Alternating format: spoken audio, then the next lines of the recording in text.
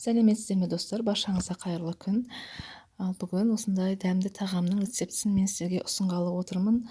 Өте оңай дайындалатын және де ұшақ ингредиенттен тұратын осындай дәмді тіске басар қаттама деп те айтуға болады. Өте оңай жасалатын, балаларыңызға, отбасыларыңызға ұнайды деген ойдамын. Осы рецептпен менің видеомды көргеннен кейін жасап көріңіздер. Достар, егер де осы видеоны көріп отырсаңыздар, менің каналыма тіркеліп, лайк басып, комментарий жазуды ұмытпаңыздар. Ал енді біз осы асымызды бастаймыз. Ол үшін бізге ұн және су, тұз қажет болады. Тұзды суға араластырып, ұнымызды илейміз. Өте оңай дайындалатын, өте дәмді болып шығатын тағамның бір түрі. Жасап көріңіздер. Енді осы қамырымызды жақсылап тұрып илейміз. Жақсылап араластырып, жұмсақ қамыр илейміз.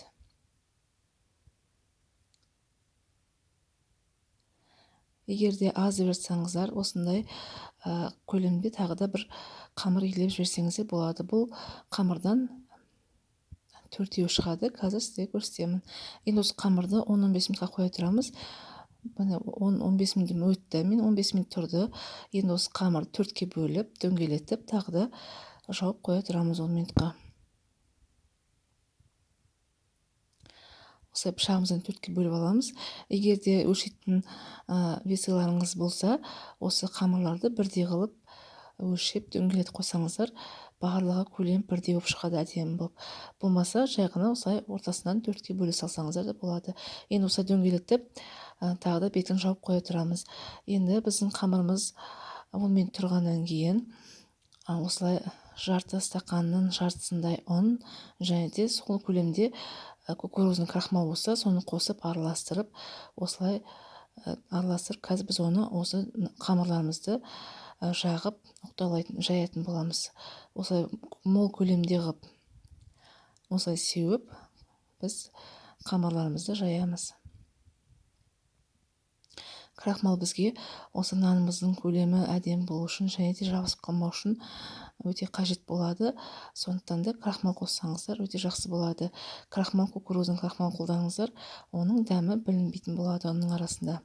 Осылай достар, молынан жағып, жайып отырыңыздар.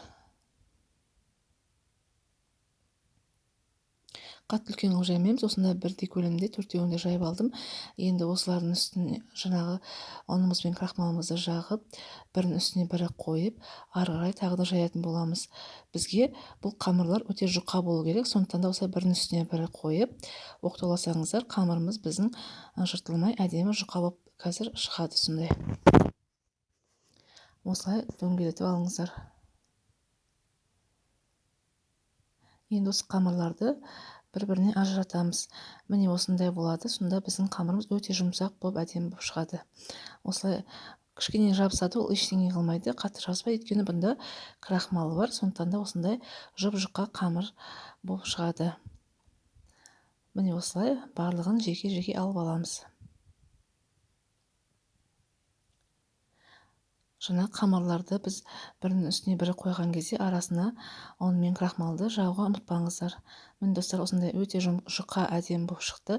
Енді осылардың үстіне біз қазір ішіне салатын салмасын дайындаймыз. Ол үшін бізге осындай жасыл пияз. Осы жасыл пиязды ұсақтап турап аламыз. Сосын егер де үйлеріңізде ірімшік болса, сыр, соны арасына қосып жесеңіздер, дәмі өте керемет болады. Ал егер болмаса, осы жасыл пиязбен ғана жасай берсеңіздер болады. Ешқандай айырмашылығы жоқ, қатты тек қана өздеріңіздің қалауларыңыз бойынша. Сыйларыңыз болмаса, оны салып керек емес.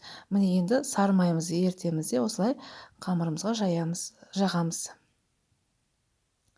Осылай бір қабат жағамыз да, оның үстіне жаңағы салмаларын, пиязы мен біздің үкіштен өткізілген ірімшігімізді саламыз.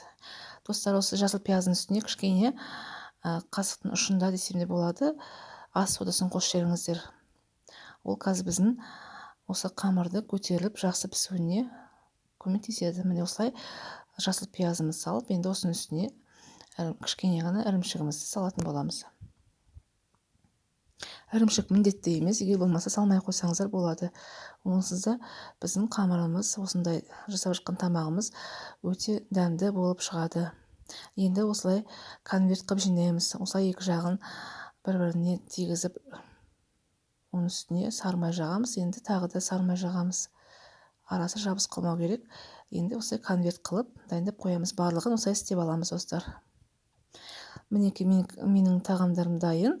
Енді қызып тұрған табамызға кішкене ғана май құямыз. Менде зәйтүн майы, өте пайдалы май. Осылай зәйтүн майын құйып, осылай қасығымызбен, күрекшемізбен десем, жағып, жайып шығамыз. Егер де зәйтүн май болмаса, жай ғана маймен де істей берсеңіздер болады, немесе сары маймен де жақсаңыздар болады. Тек қана осындай кішкене ғана бірінші рет пісірген кезде ғана құямыз, достар. Екінші қамырлар салғанда май жақпай қойсаңыздар болады. Енді осылай қызарғанша екі жағын пісіріп аламыз.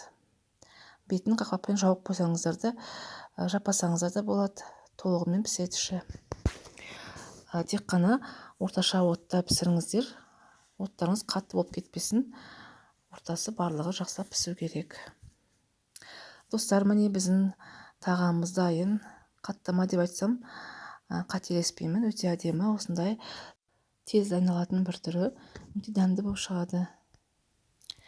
Енді қазір осы қаттаманы сізге кесіп турап көрсетемін. Міне, достар, ортасы бәрі толығымен пісті. Ішіндегі біздің салған ірімшігіміз созылып әдемі болып тұр. Міне, жасыл пиязбен ірімшіктен ғана тұратын қаттаманың бір түрі. Дайындап көріңіздер, сіздерге ұнайды деген сенімдемін. Ұнап жатса, астына комментарий, лайк басуды ұмытпаңыздар. Және достар, осы видеоны көріп отырсаңыздар, менің каналыма тіркеліп, мені қолдап жіберсеңіздер, өте қуанышты боламын. Міне осындай өте дәмді тағамды және де көп затты қажет етпейтін тағамды сіздерге бүгін ұсындым. Осы тағам дайындап көрсеңіздер, сіздерге ұнап жатса, мен өте қуанышты боламын. Достар, міне бүгінгі менің осындай жеңіл тағамның дайындалу рецептісі өте оңай, осындай әдемі болып шығады. Достар, менің басқа да видеоларымды көре алмас үшін астына қоңырауды басып қойыңыздар.